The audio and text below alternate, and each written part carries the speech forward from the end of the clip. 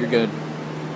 Okay, so what I'm doing here is I'm making a little short instructional video on getting good welds on this 2x2 by 1/4 inch square tubing, commonly used for railing, boats. We use it on flatbeds. And the reason I'm making it, a couple months ago we did a truck that was going on a show floor in Atlanta, and we were really trying to work on the railing and just get it as good as we could. And I guess there wasn't a set procedure for it yet, and there wasn't any YouTube videos on it all. But I did some research and I figured it out. We figured it out, and so now I'm just gonna make a little video in case anyone else has questions with it. And the answer was real simple, and it was just using a cut and torsion to preheat your material, mainly focusing on the start of your weld. Before the preheat, our weld were kind of right at the start. It was kind of it wasn't sitting flat in there like we wanted it to. Now once we started welding on it, got it heated up, then it would drop down in there and sink and do what we wanted. So I'm going to do this real quick. Safety first.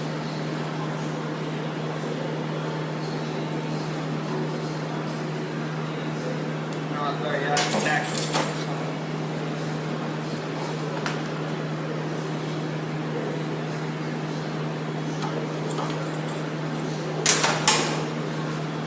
Now, my material's already been cleaned off. It's got a nice bevel around it, so that way the weld can sink in there.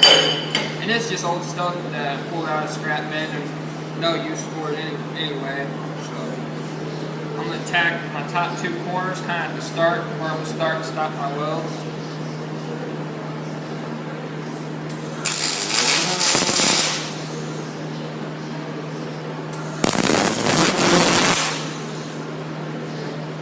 Now you want to do that so that way, even if you don't come all the way to the end, you can still have a weld in those corners where it needs to be rounded.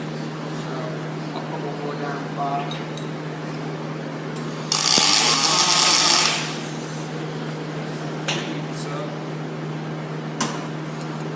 Not settling this propane cut.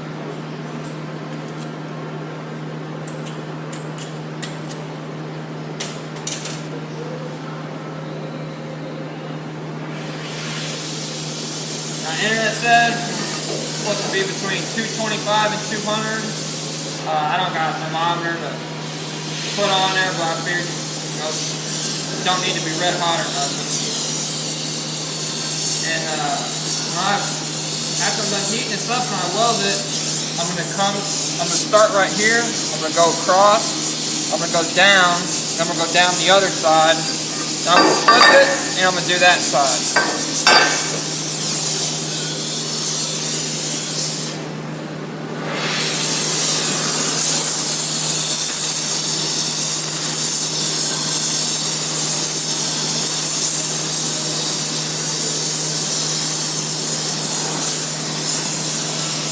It takes a little bit longer to do this, but if you got something that everyone's going to be critiquing and really looking at, it's better to just go ahead and do it.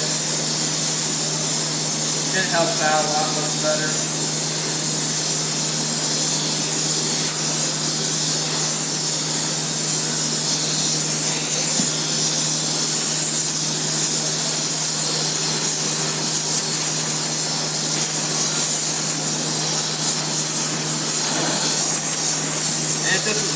Big long section of rail, I'd have it clamped down, so I'm not going to worry about it.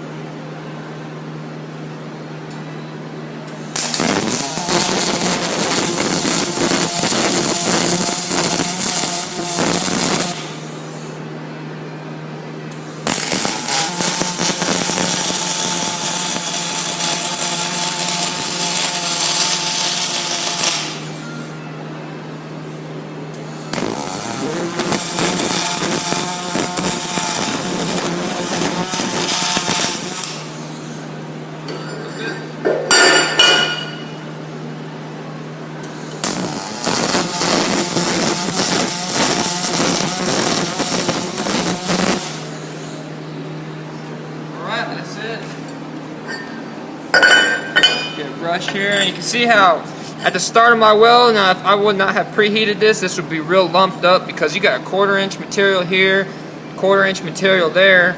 Even with the delay, it takes a while to really sink in there, but if you preheat it like that, it just drops right in there.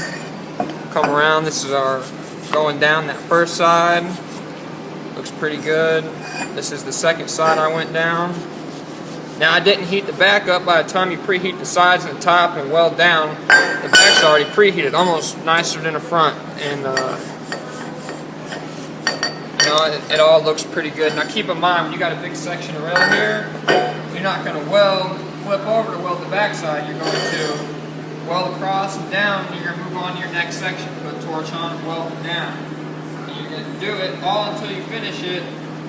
And don't unclamp it right away. You're going to want to leave it clamped until it's cool to touch, because putting a torch on that aluminum welding, you can probably already see it. Maybe it's starting to bow a little bit there. Your rail's going to be bowed out like this. So wait until it cools down, flip it around, do it again. You don't even got to put a torch back on it if you don't. No, it's up to you. So that's it. Hope it helps anyone. Thank you.